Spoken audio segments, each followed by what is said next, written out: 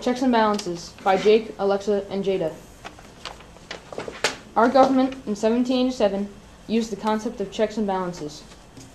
Checks and balances involve the legislative, judicial, and executive branches of the United States government. The legislative branch is Congress. The judicial branch is the Supreme Court, and the executive branch is the President and his cabinet. The legislative branch approves the judges for the Supreme Court.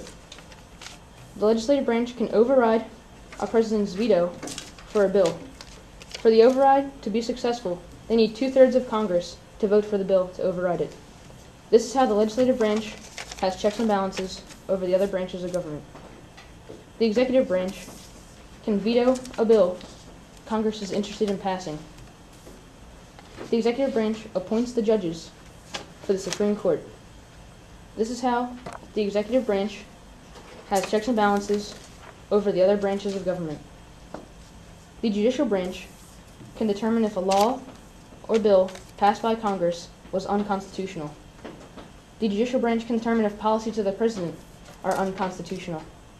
This is how the judicial branch has checks and balances over the other branches of government. If we did not have checks and balances, one body of government would be extremely too strong and act like a king. Checks and balances provide balance between our government. Without them, there would be no balance at all. The end.